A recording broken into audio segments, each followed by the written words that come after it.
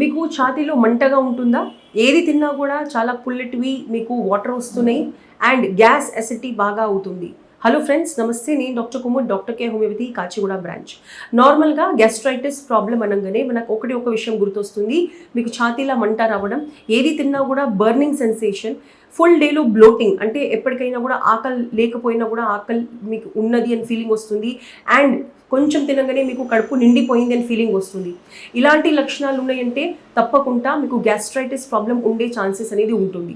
So నార్మల్గా gastritis అంటే ఏంటిది? గ్యాస్ట్రైటిస్ అంటే మన స్టమక్ లోపల అయితే లైనింగ్స్ ఉంటుందో దాంట్లోపల జనరల్గా ఇన్ఫ్లమేషన్ అంటే స్వెల్లింగ్ అనేది వస్తుంది. ఈ స్వెల్లింగ్ ద్వారా స్టమక్ లోపల కడుపులో ఏదైతే మన యాసిడ్ రిలీజ్ ప్రాసెస్ ఉంటుందో అది ఫాస్ట్గా జరుగుతుంది.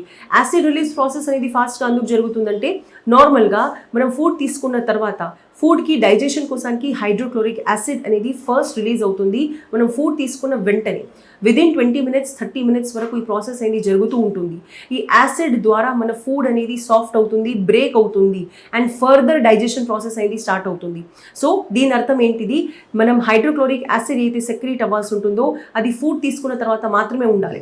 కాకపోతే ఎవరు ఎక్కువగా ఒత్తిడిగా ఉంటారు, స్ట్రెస్ ఎక్కువగా ఉంటుంది, యాంగ్జైటీ ఎక్కువగా ఉంటుంది, ఫాస్ట్గా భోజనం చేసేస్తారు, ఫుడ్ తీసుకునేటప్పుడు ఫోన్స్ ఎక్కువగా యూజ్ చేస్తారు, లేకపోతే స్ట్రెస్ ఉన్న ఎక్కువగా మాటలు, న్యూస్ కావచ్చు, ఏదైనా నెగిటివ్ న్యూస్ కావచ్చు, అలాంటిది మీరు డిస్కషన్ చేసుకుంటూ ఫుడ్ తీసుకుంటున్నారంటే డెఫినెట్గా మీ బ్రెయిన్లో ఒక మెసేజ్ పోతుంది దాట్ ఏది కూడా నార్మల్ లేదు. దీని ద్వారా మీ యాంగ్జైటీ అండ్ యాసిడ్ లెవెల్స్ అనేది ఎక్కువగా అవుతుంది. సో ఎప్పుడైతే మన స్టమక్ లోపల యాసిడ్ లెవెల్స్ కంటిన్యూస్గా ప్రొడ్యూస్ అవుతూ ఉంటుంది, అంటే తిన్న తర్వాత మాత్రమే అయితే యాసిడ్ ప్రొడ్యూస్ అవ్వాల్సి ఉంటుంది, దాని బదుల్లో యాసిడ్ అనేది కంటిన్యూస్గా మన కడుపులోకి వెళ్ళి స్టమక్లోకి వెళ్ళి ప్రొడ్యూస్ అవుతూనే ఉన్నది. ఈ ప్రాబ్లంకి మనం గ్యాస్ట్రైటిస్ ప్రాబ్లం అనేది అంటూ ఉంటాం. సో ఈ గ్యాస్ట్రైటిస్ ప్రాబ్లం అనేది యాంటాసిడ్స్ లేకుండా మన హోమియోపతిలో దీనికి పర్మనెంట్ ట్రీట్మెంట్ ఉందా? డెఫినెట్గా గ్యాస్ట్రైటిస్ ప్రాబ్లంకి మన హోమియోపతిలో ఎలాంటి యాంటాసిడ్స్ లేకుండా పర్మనెంట్ సొల్యూషన్ ఇది పాసిబుల్ ఉన్నది. ఎలా పాసిబుల్ ఉన్నది? ఈ హైడ్రోక్లోరిక్ యాసిడ్ ఏదైతే మీకు స్టమక్లో ఎక్కువగా ప్రొడ్యూస్ అవుతుంది దానికి న్యూట్రల్ చేయడానికి మన దగ్గర మెడిసిన్స్, న్యాచురల్ మెడిసిన్స్ అనేది ఉంటుంది, దానికి యాంటాసిడ్స్ అనేది అనడానికి ఉండదు. ప్లస్ మనం ఇచ్చే డయట్లో అండ్ ఎక్సర్సైజ్లో మీకు న్యాచురల్గా యాసిడిటీ తగ్గడానికి, యాసిడ్ సెక్రీషన్ అనేది తగ్గడానికి మనకు మెడిసిన్స్ ఉంటుంది. డయట్తో పాటు ఎప్పుడైతే మనం మెడిసిన్స్ వాడతామో, ఎక్సర్సైజ్తో పాటు మనం ఎప్పుడైతే మెడిసిన్స్ యూజ్ చేస్తామో అప్పుడు మన యాంగ్జైటీ తగ్గుతుంది, మన బ్రెయిన్లో ఉన్న స్ట్రెస్ లెవెల్స్ ఏదైతే ఉంటుందో, మనం అనవసరంగా స్ట్రెస్ ఫీల్ అవుతున్నాము. ఈరోజు హైదరాబాద్లో ఈవెన్ డ్రైవింగ్ కూడా ఒక చాలా స్ట్రెస్ ఫ్యాక్టర్. సో ఇలాంటప్పుడు చిన్న స్ట్రెస్ ఫ్యాక్టర్స్ మనకు ఎక్కువగా డే బై డే ఇంక్రీజ్ అవుతున్నాయి. అలాంటప్పుడు మన స్ట్రెస్ ఫ్యాక్టర్స్కి తగ్గించుకొని మనం కరెక్ట్ అయిన హోమియోపతిక్ మెడిసిన్స్, స్పెషల్గా మన డాక్టర్ కేర్ హోమియోపతి లాంటి కండిషన్స్లో గ్యాస్ట్రైటిస్లో మనం యూజ్ చేసినప్పుడు, డయట్ అండ్ మేనేజ్మెంట్ ప్రాపర్గా ఉన్నప్పుడు గ్యాస్ట్రైటిస్ పూర్తిగా తగ్గుతుంది. గ్యాస్ట్రైటిస్ ప్రాబ్లం ఎక్కువ అయినప్పుడు నార్మల్గా మీకు ఫుడ్ అనేది తినాలనిపించదు. ఫుడ్ సరిగ్గా మీరు తీసుకున్నప్పుడు డెఫినెట్గా మనకు న్యూట్రిషనల్ లెవెల్స్ తగ్గుతుంది. దాని ద్వారా ఎనీమియా అంటే బ్లడ్ తగ్గిపోయే ప్రాబ్లం. ఈ ప్రాబ్లం అనేది మన ఇండియాలో చాలా ఫాస్ట్గా పెరుగుతుంది.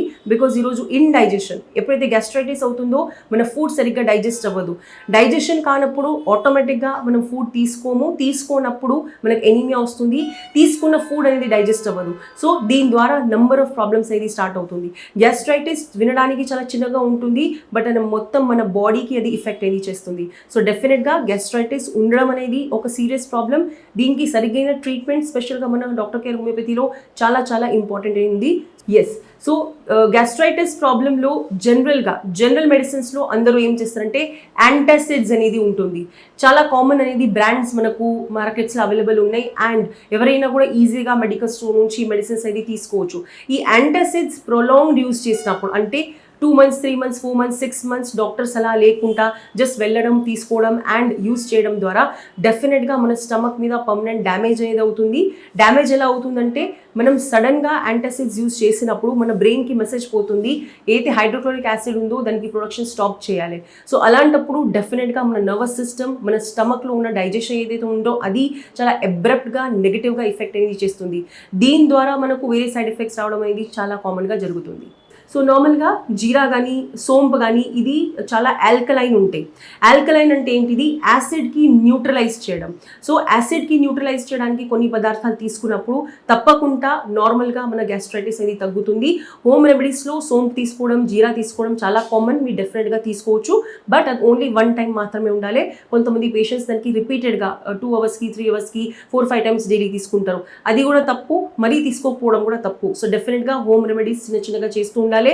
చేసిన తర్వాత కూడా మీకు ఇంప్రూవ్మెంట్ లేదంటే మీరు డెఫినెట్గా ఒక మంచి డాక్టర్కి కన్సల్ట్ అవ్వాల్సి ఉంటుంది. సో చిన్న పిల్లలకి గ్యాస్ట్రైటిస్ ఉన్నదని మీరు ఎలా అర్థం చేసుకుంటారు? చిన్న పిల్లలు అనేది నాకు స్టమక్ పెయిన్ వస్తుంది, నేను తిన్న తర్వాత నాకు ఏదో ఒక అబ్నార్మల్ ఫీలింగ్ వస్తుంది, కడుపు నొప్పి వస్తుంది, వాళ్ళు పిన్ పాయింట్ చేస్తారు నాకు ఇక్కడ పెయిన్ వస్తుందమ్మా అని అంటూ ఉంటారు.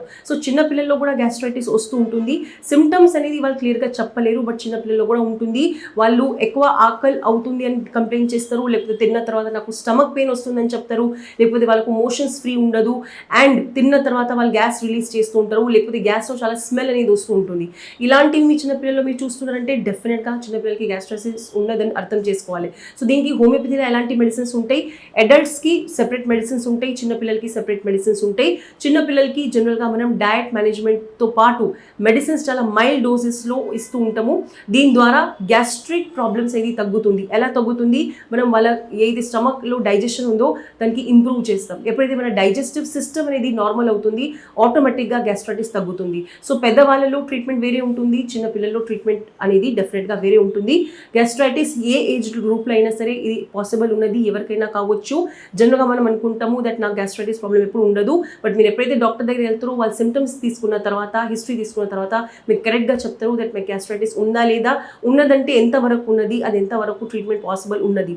సో డెఫినెట్గా డాక్టర్ కేర్ హోమియోపతికి ఒక్కసారి కన్సల్ట్ అవ్వండి.